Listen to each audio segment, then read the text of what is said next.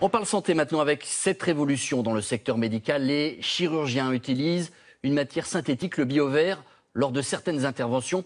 On va parler des biomatériaux et voir avec vous, Lorraine Gublin, que les Français sont reconnus un peu partout dans le monde pour leurs réparations osseuses. Mais d'abord, le reportage de José Blanc-Lapierre et Mathieu Niewenglowski à Lyon avec une patiente opérée d'une hernie discale. Regardez. Son opération est prévue demain et Vanessa Lovinger va bénéficier d'une technique toute nouvelle. Oui. Pour opérer son hernie discale, le chirurgien va réaliser une greffe de bio-vert, un produit naturel et résorbable pour l'aider à guérir plus vite. Je savais qu'il avait la solution pour me soulager. Donc après, déjà bon de savoir que c'est quelque chose qui se résorbe, je pense que ça met plus en confiance. À l'hôpital de Lyon, le professeur Cédric Barret s'apprête à opérer sa patiente. L'opération est devenue inévitable. Sur cette IRM, l'usure des disques entre les vertèbres est sévère. Ici, un disque très pincé, très serré. On voit l'inflammation ici de part et d'autre du disque, avec une hernie discale ici en arrière. Il faut réaliser une greffe osseuse. Et pour réaliser cette greffe, on a besoin d'un substitut osseux comme le bio-vert. La première étape consiste à mettre des vis pour stabiliser les vertèbres. C'est ensuite le long de la colonne que sera introduit le bio-vert. Après 1h30 d'intervention, les vis ont été posées, les vertèbres stabilisées. C'est le moment d'appliquer le bio-vert. Voici comment il se présente, un peu comme du gros sel. Mélangé à des morceaux d'os de la patiente et humidifié, cette mixture va être placée à l'arrière des vertèbres. L'intérêt est double, favoriser la repousse de l'os et être biodégradable. Voilà. Est-ce qu'on a un chasse-greffon, un petit chasse-greffon? Dans les mois qui suivent l'opération, ce bio-vert va se résorber totalement et au final va disparaître en totalité. Fabriquer du bio-vert demande beaucoup de précautions et une haute technologie. Seule une entreprise en France est capable de le faire, une PME lyonnaise dirigée par cette jeune femme. C'est quand même des conditions de production rigoureuses avec une sécurité importante.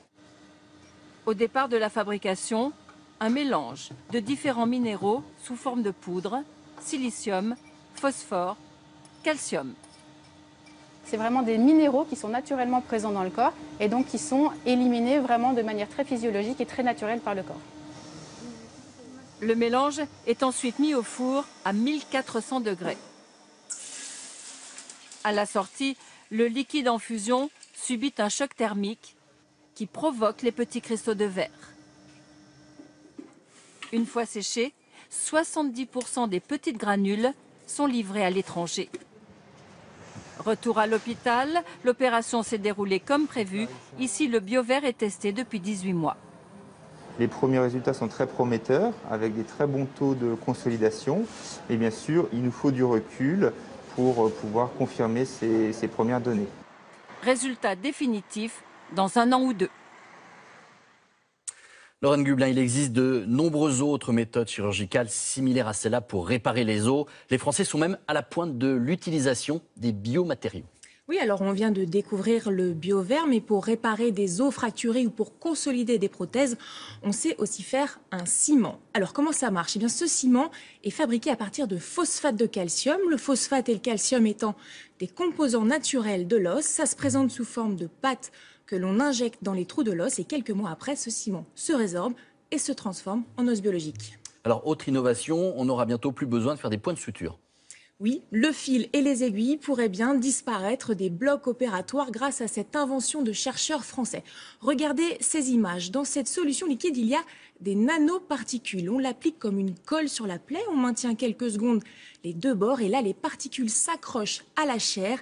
Et regardez, ça fait de plus jolies cicatrices et surtout, ça marche aussi sur des organes difficiles à suturer, très fragiles, comme le foie par exemple. Alors le procédé n'est pas encore tout à fait abouti, mais il donne beaucoup d'espoir aux médecins. Lorraine, on sait réparer les organes, on sait changer les organes, mais pourra-t-on un jour greffer un organe entièrement reconstitué? Alors ça, c'est la grande question et là, les espoirs se tournent vers l'impression 3D. Par exemple, ce laboratoire de Bordeaux travaille depuis plusieurs années à l'impression de tissus. Pour le moment, ils ont réussi à imprimer uniquement l'épiderme de la peau. Alors techniquement, c'est fastidieux, hein. Ils déposent couche par couche les différentes cellules de la peau. Et voici le résultat. Dans un avenir proche, cette peau pourrait servir à tester la toxicité des produits cosmétiques.